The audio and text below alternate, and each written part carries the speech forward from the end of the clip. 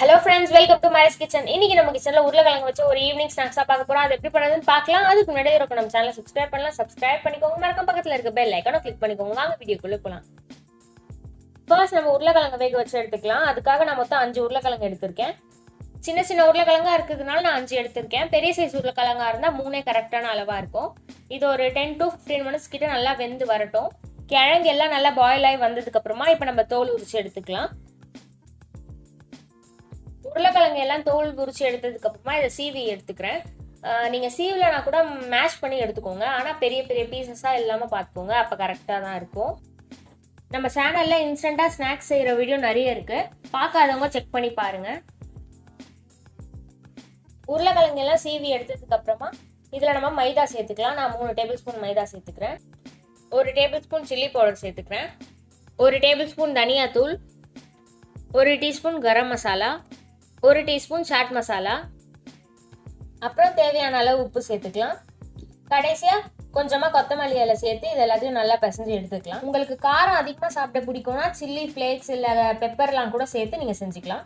இப்போ எல்லாத்தையும் நல்லா பிசைஞ்சு எடுத்ததுக்கு அப்புறமா பாருங்க, இந்த பதத்தில் தான் இருக்கு. நம்ம உருளைக்கிழங்குல இந்த மசாலா செய்யறதுனால கையில எல்லாம் ஒட்டுற மாதிரி தான் இருக்கும். அப்படி இருந்துச்சுன்னா இன்னும் கூட கொஞ்சம் கார்ன்ஃபிளவர் சேர்த்து பிசைஞ்சுக்கிட்டீங்கன்னா அந்த பதம் கரெக்டா வந்துடும். நம்ம பிசைஞ்சு வச்சிருந்த உருளைக்கிழங்குல இருந்து பாதி அளவு தான் இப்போ எடுத்து செஞ்சிருக்கேன். நீளமா நம்ம உருட்டிட்டு கட் பண்ணி இந்த மாதிரி நல்லா பாக்ஸ் ஷேப்ல தட்டி எடுத்துக்கலாம். இதே மாதிரி எல்லாத்தையும் பாக்ஸ் ஷேப்ல ரெடி பண்ணி எடுத்துக்கலாம். இதெல்லாம் டிப் பண்ணி எடுக்கிறதுக்காக நான் மைதா பேஸ்ட் ரெடி பண்ணிக்கிறேன். ஒரு 4 டேபிள் ஸ்பூன் கிட்ட மைதா எடுத்துட்டு கொஞ்சமா தண்ணி சேர்த்து இந்த மாதிரி நல்லா திக்கான பதத்துல நம்ம மைதா பேஸ்ட் ரெடி பண்ணி எடுத்துக்கலாம். நம்ம மைதால டிப் பண்ணி எடுத்ததுக்கு அப்புறமா மேகில தான் கோட் பண்ண போறோம். அதனால ஒரு மேகி எடுத்திருக்கேன். இது எல்லாத்தையும் நல்லா உடைச்சி இந்த மாதிரி எடுத்துட்டு வந்துடலாம். நம்ம செஞ்சு வச்சிருந்த உருளைக்கிழங்கு ரெடியா இருக்கு.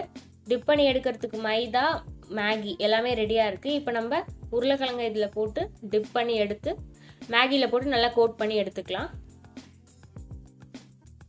மேகி கோட் பண்ணி எடுக்கும் போது நல்லா நம்ம ப்ரெஸ் பண்ணி விட்டாதான் எண்ணெயில மேகி எல்லாம் வேஸ்ட் ஆகாம இதுலயே இருக்கும்.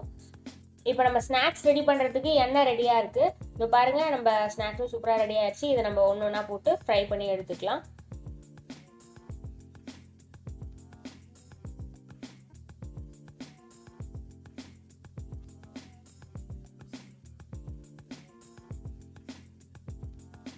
உள்ளே இருக்க உருளைக்கிழங்கு நம்ம ஏற்கனவே வேக வச்சு தான் எடுத்திருக்கோம்.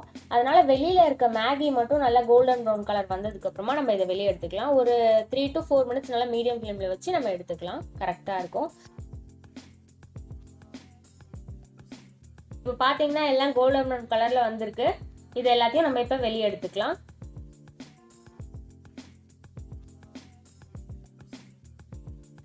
இதே மாதிரி நம்ம அடுத்த பேட்சும் ஃப்ரை பண்ணி எடுத்துடலாம்.